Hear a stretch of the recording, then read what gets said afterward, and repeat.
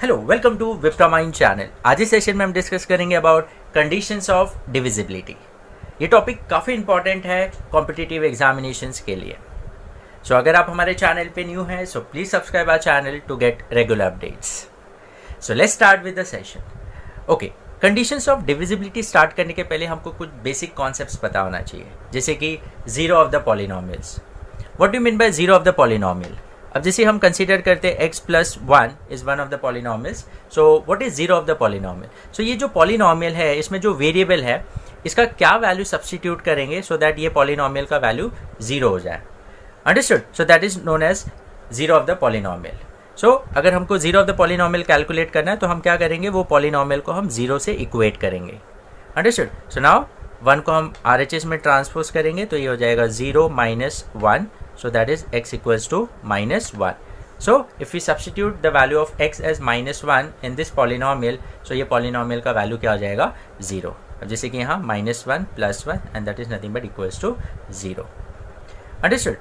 अब x plus a is one of the polynomial. So what will be the zero of this polynomial? तो उसके लिए हम क्या करेंगे, इसको 0 से equate करेंगे। Understood? So now x equals to 0 minus a, so x equals to minus a is the zero of the given polynomial. Same way में x minus a is equals to 0, so x equals to a is the zero of the given polynomial, that is x minus a अगर polynomial है तो उसका zero क्या होगा, x equals to a. Understood? So this is about zero of the polynomial. Now next thing हमको पता होना चाहिए is remainder theorem. So what is remainder theorem? Suppose p of x is one of the polynomial x square plus 2x plus 5 and it is divided by another polynomial and that is linear polynomial. Suppose x plus a, हम consider करते हैं x plus a. Now what will be the remainder? What will be the remainder? अगर हम p of x that is x square plus 2x plus 5 को अगर हम x plus a से divide करते हैं तो remainder क्या आएगा? तो नॉर्मली हम लॉन्ग डिवीजन मेथड से उसको फाइंड आउट कर सकते हैं, but there is another method that is remainder theorem. So remainder theorem से हम डायरेक्टली रिमाइंडर कैलकुलेट कर सकते हैं and that remainder will be nothing but, अब जो डिवाइजर है x प्लस a, इसका जीरो क्या होगा, x equals to minus a. Now if we substitute x equals to minus a in p of x, so that will be nothing but the remainder. Understood? तो ये p of x में अगर हम x का value क्या substitute करेंगे, minus a, तो जो कैलकुलेशन के बाद जो वैल्यू आएगा that will be nothing but the remainder when we divide x square plus 2x plus 5 by x plus a. So that is nothing but a remainder theorem. Understood? So अगर आपको remainder theorem detail में study करना है तो उसके ऊपर already हमने एक वीडियो बनाया हुआ है, वो वीडियो का लिंक आपको मैं डिस्क्रिप्शन में दे दूंगा। Understood? Okay, now next concept हमको पता होना चाहिए that is factor theorem. So factor theorem और remainder theorem both are inter related. So जैसे हमने देखा कि x प्लस ए से अगर हम डिवाइड करते हैं ये पॉलिनोमियल को तो remainder will be nothing but p of minus a. Okay, अब वो रिमाइंडर 1 हो सकता है, 2 हो सकता है, 10 हो सकता है, कुछ भी हो सकता है। नाउ अब अगर रिमाइंडर का वैल्यू, अगर यही रिमाइंडर का वैल्यू 0 आता है, that is p of minus a का वैल्यू अगर हमको 0 आता है, so that means what, x plus a is the factor of that given polynomial. Understood? अगर हम 6 को 2 से डिवाइड करते हैं तो रिमाइंडर क्या आता है, ये केस में रिमाइंडर क्या आएगा, 0, बिकॉज वो एग्जैक्टली डिविजिबल है। तो अगर एग्जैक्टली डिविजिबल होगा तो रिमाइंडर क्या आएगा, 0।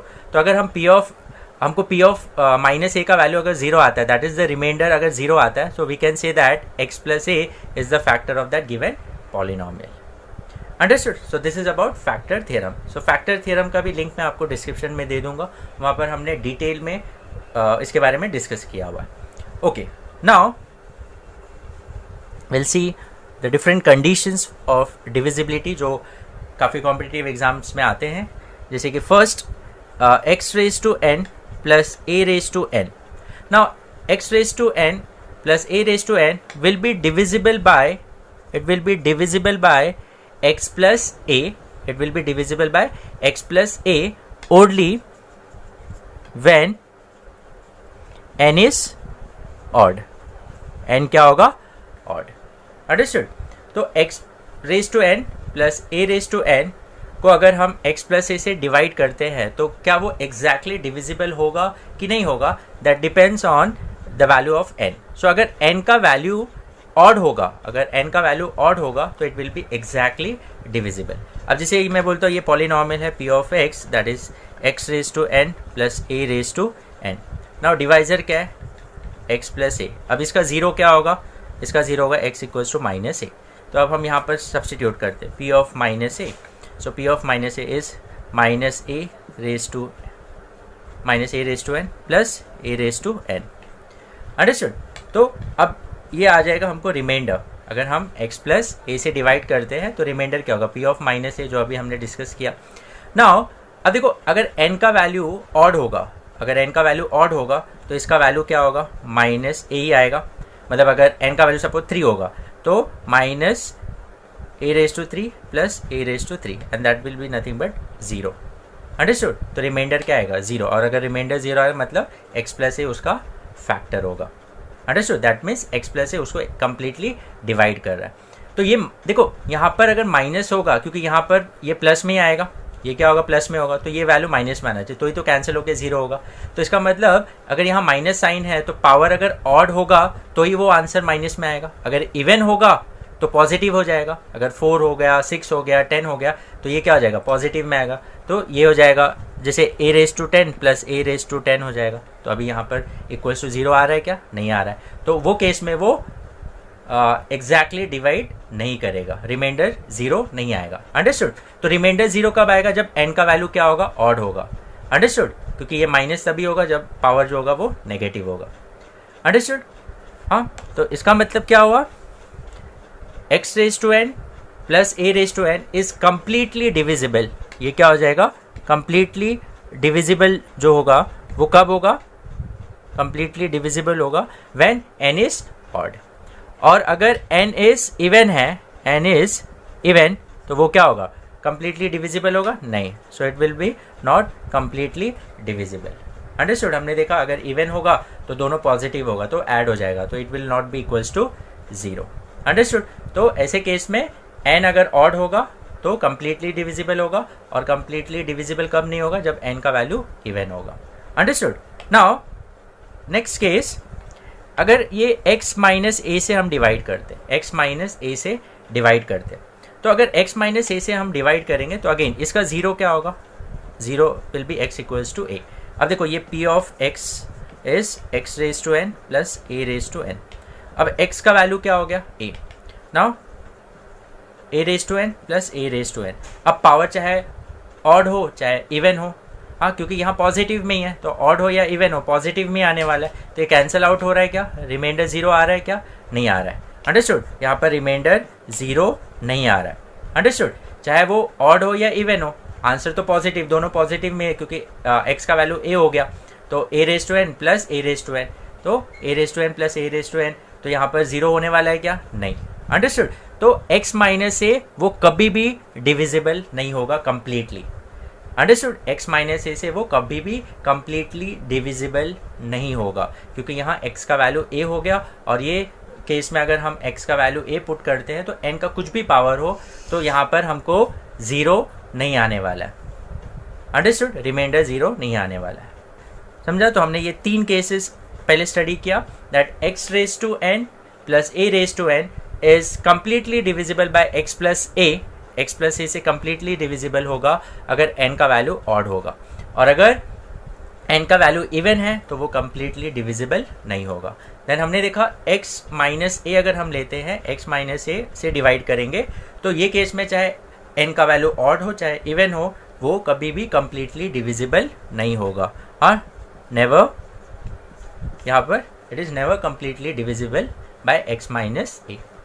अंडरस्टूड. ये तीनों कंडीशन आपको समझा. Okay, now we'll move on to the next. Next is x raised to n minus a raised to n. Now, अब यहाँ पर हम कंसीडर करते हैं x plus a. Now x plus a, तो इसका 0 क्या होगा, ये डिवाइस है तो इसका 0 क्या होगा, minus a. Now p of x equals to x raised to n minus a raised to n. Now p of minus a will be what, minus a raise to n minus a raise to n. Understood. अब देखो यहाँ पर अगर n जो होगा even होगा, अगर even होगा तो ये वैल्यू क्या हो जाएगा, पॉजिटिव हो जाएगा। क्या हो जाएगा, पॉजिटिव। अगर इवन है तो ये नेगेटिव नेगेटिव मल्टीप्लाई होके क्या हो जाएगा, पॉजिटिव हो जाएगा। तो मतलब a रेज टू एन, अब जैसे अगर मैं 4 लेता हूँ तो a रेज टू 4 हो जाएगा, हाँ, माइनस a रेज टू 4। ये केस में क्या आ जाएगा, 0, रिमाइंडर क्या आ जाएगा, 0। तो इसका मतलब क्या हुआ, अगर इवन है तो कंप्लीटली डिविजिबल होगा, कंप्लीटली डिविजिबल। अंडरस्टूड। हाँ, अगर इवन होगा तो कंप्लीटली डिविजिबल होगा।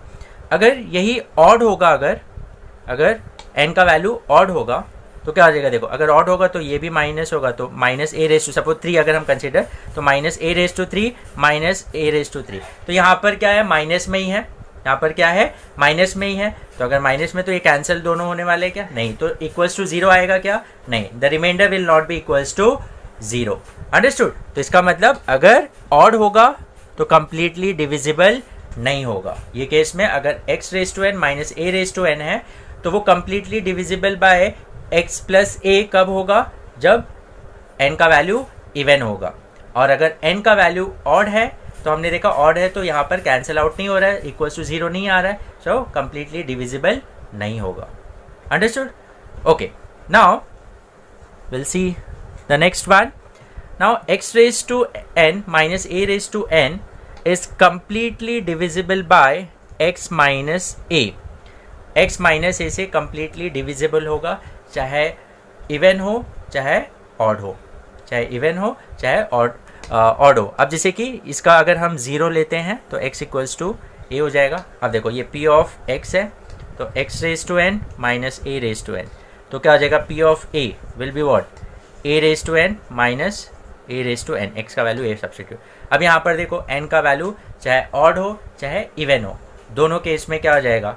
अब देखो a raise to 7 minus a raise to 7 again 0, a raise to 10 minus a raise to 10, then also it equals to 0। Understood. तो चाहे यहाँ पर ऑड हो चाहे इवन हो, दोनों केस में क्या हो जाएगा, वो डिविजिबल होगा, एग्जैक्टली डिविजिबल होगा। अंडरस्टूड। तो x raise to n minus a raise to n is exactly divisible by x minus a for all the values of n. Understood? Either whether it is odd or even. Understood? तो these are the 5 cases जो आपको पता होना चाहिए। इसके ऊपर आपको questions आते हैं कॉम्पिटिटिव एग्जाम्स में। तो 1-2 क्वेश्चंस हम यहाँ पर अभी डिस्कस करते हैं एंड इसके ऊपर एक्स्ट्रा जो क्वेश्चंस होंगे उसके ऊपर मैं अलग सा वीडियो एक बनाऊंगा जहाँ पर हम बहुत सारे क्वेश्चंस इसके ऊपर जो बेस्ड है वो डिस्कस करेंगे। Hope you have understood. अगर आपको कोई भी पार्ट में कन्फ्यूजन है तो आप मुझे कमेंट सेक्शन में बता सकते हैं। तो अब जैसे कि मैं एक एग्जांपल लेता हूँ 5 raise to 2n minus 2 raise to 3n। Now अब ऐसे क्वेश्चन एक आया है that 5 raise to 2n minus 2 raise to 3n has a factor. अब यहाँ पर ऑप्शंस है 3 एज अ फैक्टर है, नाउ 7 एज अ फैक्टर है और 10 एज अ फैक्टर है, 10 एज अ फैक्टर और 17 एज अ फैक्टर और नन ऑफ दिस अंडरस्टूड। तो 3, 7, 10, 17 एंड नन ऑफ दिस। तो हमको फाइंड आउट करना है कि इसका कौन सा गिवन जो ऑप्शन है उसमें से फैक्टर है। अंडरस्टूड। नाउ अब देखो 5 रेज टू 2n, तो क्या मैं इसको ऐसा लिख सकता हूँ 5 square raise to n minus 2 cube raise to n। हाँ, हमने ये पढ़ा है a raise to m whole raise to n is nothing but a raise to m into n। हाँ, द सेम वे से यहाँ पर हमने लिखा तो 5 square whole raise to n minus 2 cube whole raise to n, इसको हम ऐसा लिख सकते हैं। तो ये जाएगा 25 raise to n minus 8 raise to n, 25 raise to n minus 8 raise to n। अब अभी हमने देखा x raise to n minus a raise to n is divisible by x minus a। हाँ, x माइनस a से exactly divisible होगा चाहे n का value odd हो चाहे इवन हो। हाँ, अभी हमने जो लास्ट केस डिस्कस किया वहाँ पर हमने ये डिस्कस किया x raise to n minus a raise to is exactly divisible by x minus a। हाँ, अंडरस्टूड। तो सेम वे से यहाँ पर अब यहाँ पर चाहे n ऑड हो चाहे इवन हो, नाउ ये किससे डिविजिबल होगा, x माइनस a। तो यहाँ x क्या है 25, a क्या है 8, सो 25 minus 8 and 25 minus 8 is nothing but 17. तो यहाँ पर जो फैक्टर है वो क्या है, 17 है. क्या है, 17. अंडरस्टूड. x माइनस ए, तो यहाँ पर x क्या है 25, a क्या है 8, तो 25 माइनस 8 दैट इज 17. अंडरस्टूड. तो ऐसे टाइप के क्वेश्चंस आपको कॉम्पिटिटिव एग्जाम्स में आते हैं. अब जैसे कि दूसरा एक एग्जाम्पल है 41 रेज टू n माइनस 1. हाँ, so what will be the last digit of this expansion. अगर इसका हम एक्सपांशन करते तो इसका लास्ट डिजिट क्या होगा, इसका लास्ट डिजिट क्या होगा. तो क्या मैं इसको ऐसा लिख सकता हूँ 41 raise to n minus 1 raise to n, because 1 का कोई भी पावर ले लो 1 ही आने वाला है. Understood. Okay, now it is in the format of x raised to n minus a raised to n. Now we know that x raised to n minus a raised to n is divisible by x minus a for all values of n. Exactly divisible. हाँ, तो यहाँ पर x का value क्या है 41, a का value 1, so 41 minus 1 that is nothing but equals to 40. Understood? तो इसका मतलब क्या है, ये जो वैल्यू इसका जो भी आने वाला है वो 40 से डिविजिबल है. अगर वो 40 से डिविजिबल है एग्जैक्टली तो इसका मतलब उसका जो लास्ट डिजिट होगा वो 0 होगा, बिकॉज यहाँ पर भी 0 तो उसका भी लास्ट डिजिट क्या होगा 0 होगा. अंडरस्टूड. होप आपको समझ में आया. अगर आपको कोई भी स्टेप में कुछ भी डाउट है तो आप मुझे कमेंट सेक्शन में बता सकते हैं, तो मैं आपका डाउट क्लियर कर दूंगा. Hope you have understood. And ये ऐसे टाइप के क्वेश्चंस आपको बहुत सारे कॉम्पिटिटिव एग्जाम्स में आते हैं कि ये जो वैल्यू है वो उसका लास्ट डिजिट क्या होगा, या इसके पहले हमने जो लिया उसका फैक्टर्स क्या होंगे. तो ऐसे टाइप के बहुत सारे क्वेश्चंस आते हैं. वो क्वेश्चंस मैं कंपाइल करके एक अलग सा वीडियो बनाऊंगा जिसमें हम सारे क्वेश्चंस इसके ऊपर जो बेस्ड है अलग अलग टाइप के जो क्वेश्चंस आते हैं डिफरेंट एग्जाम्स में वो डिस्कस करेंगे. अगर आपको ये वीडियो अच्छा लगा so please like this video and please share among your friends. So we'll meet in the next session. Till then, take care. Bye bye.